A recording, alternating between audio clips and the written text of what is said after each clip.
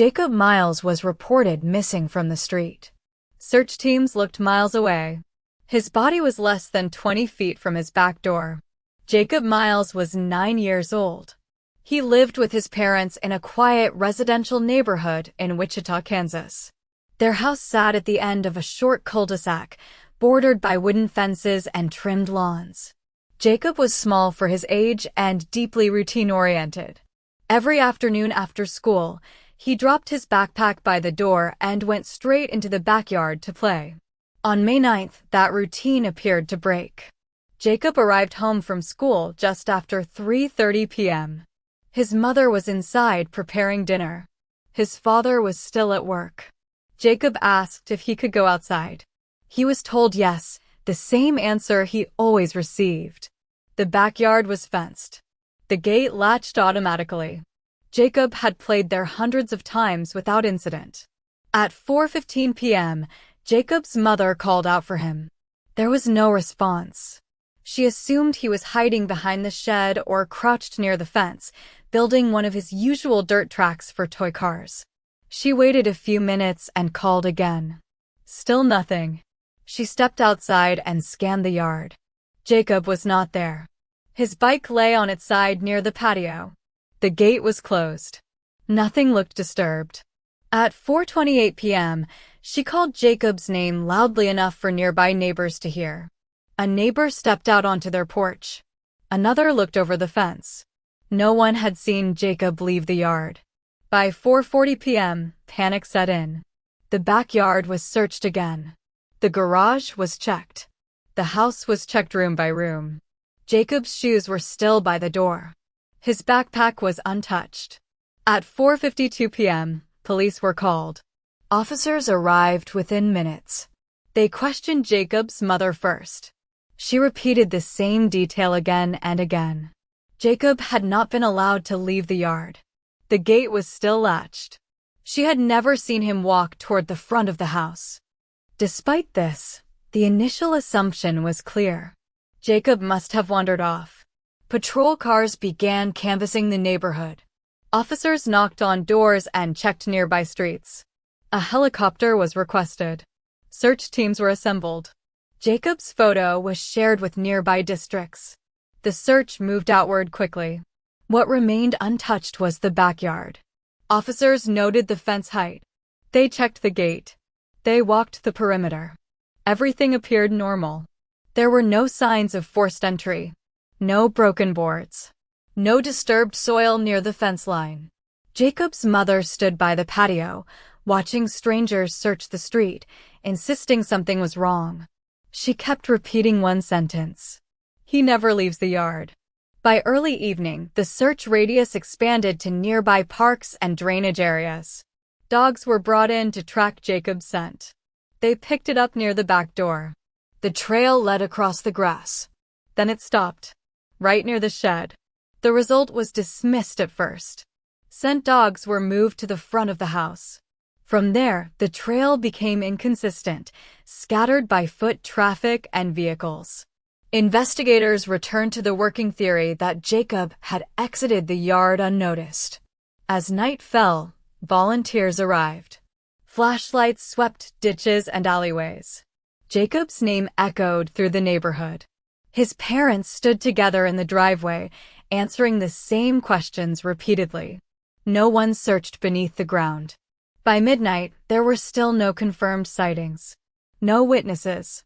No evidence Jacob had crossed the street. The case was officially logged as a missing child under unknown circumstances. What investigators did not yet realize was that the search had already passed over Jacob Miles more than once. He had never left the backyard. The search resumed at first light. By morning, more than 100 volunteers were moving through the neighborhood. Police expanded the perimeter again, checking vacant lots, storm drains, and nearby construction sites. Search dogs were reintroduced. This time, handlers asked for the dogs to start exactly where Jacob was last seen. The trail led back into the yard. Officers returned to the Miles property shortly after 9 a.m. The backyard was quiet. Dew still clung to the grass. The shed stood against the fence line, unchanged from the night before. What drew attention now was the ground behind it. A section of soil appeared darker than the rest. The earth looked recently disturbed, subtle enough to be missed in the dark. There were no footprints leading away. No signs of a struggle. Just an irregular patch of ground less than 3 feet wide. An officer knelt and pressed the soil with his hand. It gave way easily. The digging began minutes later. Jacob Miles was found less than 2 feet beneath the surface. He was positioned on his side, his knees drawn slightly toward his chest. He was still wearing the clothes he had come home from school in. There were no visible defensive injuries. No evidence he had been moved from another location. He had died in his own backyard. The scene shifted immediately from search to crime investigation. The property was sealed. Forensic teams documented the area inch by inch. The fence, the gate, the shed, and the house were all re-examined. The autopsy revealed the cause of death. Jacob had suffered blunt force trauma to the head. The injury was consistent with a fall or a heavy object. The timing placed his death within minutes of going outside. Investigators now faced a difficult question. How does a child die, get buried, and go unnoticed while a parent is inside the house? Attention turned inward. Jacob's mother was interviewed again, this time at the station. She repeated her account. She said she had been in the kitchen preparing dinner. She said she heard nothing. She said she assumed Jacob was playing quietly, as he often did. Detectives noted inconsistencies.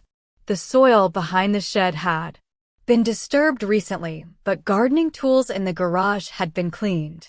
Jacob's bike, which had been upright earlier in the afternoon, was now on its side. Neighbors recalled hearing a brief, sharp noise around 4:20 p.m. One described it as a thud. At the time, no one had thought anything of it. Investigators reconstructed the scene. Jacob had been playing near the shed. At some point, an argument occurred. The exact trigger was never fully explained in court, but evidence suggested frustration escalated quickly. A heavy object was used. The injury was fatal. What followed was an attempt to hide what had happened. The grave was shallow. The soil was replaced hastily. The shed blocked the view from the house. The gate remained latched. Nothing appeared broken because nothing needed to be forced. Jacob had not been taken. He had been concealed. Jacob's mother was arrested 2 days later. During questioning, she admitted responsibility. She stated the incident was an accident and said she panicked. Prosecutors did not dispute that the injury was unplanned, but they focused on what came next. She did not call for help. She did not seek medical aid. She buried her son and reported him missing. At trial, the jury heard testimony from neighbors, forensic specialists, and investigators. They were shown photographs of the backyard. They were shown how easily the disturbed soil could have been noticed in daylight. They were shown the timeline, minute by minute. Jacob's mother was convicted of second-degree murder and obstruction of justice. She was sentenced to prison. No appeal changed the outcome. The house was later sold. The shed was removed. Grass grew back over the burial site. From the outside, the yard looks like any other. But the case remains referenced in training manuals. Not because of complex forensic evidence. Not because of a long chase or an unknown suspect. Because the truth was there from the beginning. Jacob Miles was never missing. He was never abducted. He was never taken from his yard. The search did not fail because it was too small. It failed because everyone assumed the danger was somewhere else. If this case stayed with you, continue exploring stories where the obvious answer was overlooked. Paying attention to details is sometimes the only way the truth is uncovered.